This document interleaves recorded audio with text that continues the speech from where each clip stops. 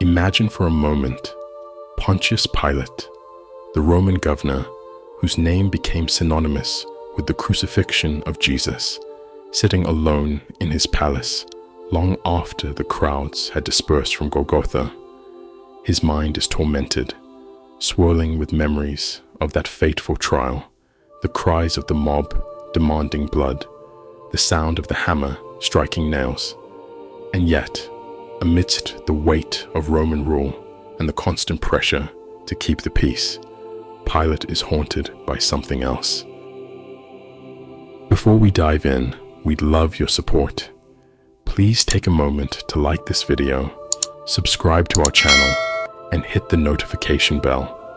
Your kind gesture will provide us with the motivation and encouragement we need to keep creating engaging content, not just the execution he authorized, but by the man himself, Jesus of Nazareth. What if I told you that Pilate, wrestling with his conscience, wrote a letter to Emperor Tiberius, a letter in which he recounts not only Jesus' trial and crucifixion, but also the miracles he witnessed, the rumors of resurrection, and even a mysterious physical description of Jesus that's unlike anything you've ever heard? That's right. Some ancient sources claim that Pilate sent a personal report to Rome defending his actions. But this wasn't just about maintaining his political reputation. No, Pilate was documenting something extraordinary, something that even he, a man hardened by Roman rule, could not easily explain. This letter, if it existed, would be a window into the very heart of one of history's most controversial figures, a man who, with a single decision, sealed his place in the annals of time, forever linked to the crucifixion of the Son of God. Yet, could it be that Pilate himself believed there was something more to Jesus? Did he witness, or at least hear, whispers of the impossible, the resurrection of the man he condemned? What makes this even more fascinating is that early Christian writers, men like Justin Martyr and Tertullian, seemed convinced that Pilate's letter wasn't just rumor. They believed it was real, so real that it even caught the attention of Emperor Tiberius himself. Could this letter have been so influential that Tiberius, the most powerful man in the world at the time, considered elevating Jesus to the Roman pantheon of gods? Imagine that for a second. The Emperor of Rome, faced with the overwhelming evidence of Jesus' resurrection, pondering whether to enshrine a man crucified as a criminal among the gods of Rome.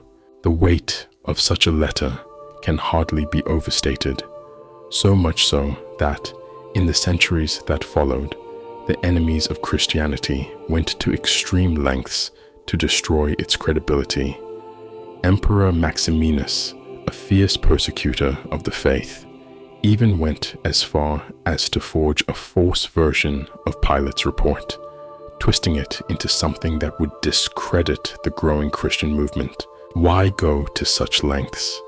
Why bother counterfeiting a document unless the original was so powerful that it threatened the very foundations of Roman society? And so, we dive into the mystery. What could Pilate, the man history remembers as indifferent, even cruel, have truly thought about Jesus? His letter begins with a startling confession, a glimpse into the turmoil of governing a land on the brink of rebellion. Christ Pontius Pilate to the Emperor Tiberius, the letter supposedly starts. Greetings. Recent events in my province have been of such a character that I thought I would give the details as they have occurred, as I should not be surprised if in the course of time they may change the destiny of our nation. Pause there. Change the destiny of our nation. Pilate, a governor whose primary concern was quelling rebellions and keeping order, writing that a singular event in his province could change the course of Rome. That's no small statement. He goes on, describing the unrest in Jerusalem and the peculiar challenges of ruling the Jews. But soon his letter takes a shift toward the man who captivated his attention like no one before. Pilate speaks of Jesus as if in awe. "I was told it was Jesus," he writes, describing a scene in which he saw a young man preaching near the pool of Siloam. But the most captivating part, Pilate's description of Jesus: golden hair and beard, a celestial presence, and eyes that seem to peer into another world. It's unlike anything found in the Gospels, a depiction that makes you wonder, was this a divine man Pilate was seeing, or was the Roman governor caught up in the same allure that drew thousands to follow Jesus? And then comes the most fascinating detail of all, Pilate's personal musings on Jesus' wisdom. In one instance, a rebellious Jew asked Jesus if it was lawful to pay tribute to Caesar. Pilate, with his Roman pride, waited for the answer. And what did Jesus say? "Render unto Caesar what belongs to Caesar, and unto God what belongs to God." Pilate admits that this reply struck him to the core, so much so that he granted Jesus a level of freedom in Jerusalem that no other rabbi had enjoyed. Imagine that. Pilate, the Roman governor, secretly admiring Jesus, the man who would one day be condemned under his watch. But the story doesn't stop there. Pilate's letter, if genuine, reveals a man torn between duty and something deeper, something harder to define. He was warned by the Jewish leaders that harm would come to Jesus if Pilate did not act. Yet Pilate hesitated. Why? What held him back from condemning Jesus outright? Was it fear of the supernatural, fear of the unknown, or did Pilate sense, deep down, that this man from Galilee was more than just a revolutionary preacher? As we read through Pilate's words, there's a lingering sense of foreboding. The man was neither seditious nor rebellious, Pilate reflects. I extended to him my protection, unknown perhaps to himself. And yet, despite this protection, we all know what happened next. The crucifixion, the darkness that fell over the land, and the stone rolled in front of the tomb.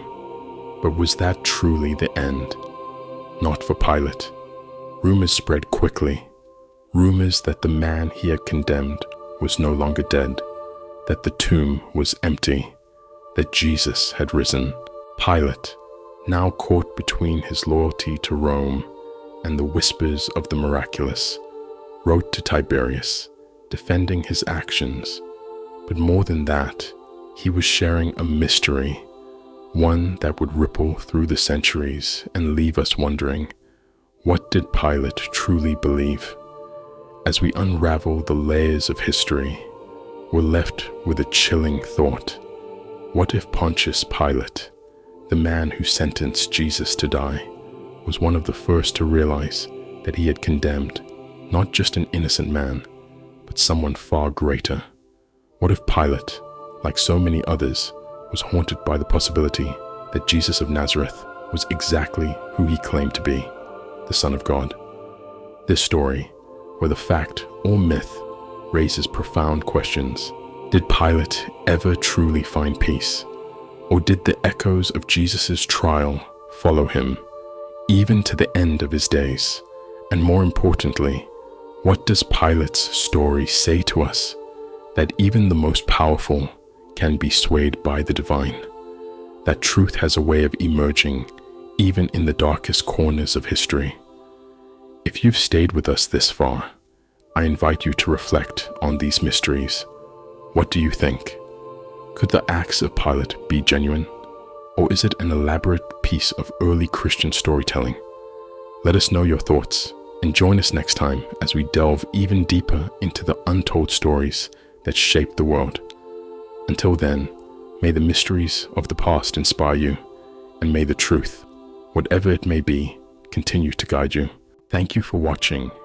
I'd love to hear your thoughts in the comments below. I request you to support us by liking the video, subscribing to our channel, and hitting the bell icon. This generous act of yours will give us encouragement and power. May God bless you.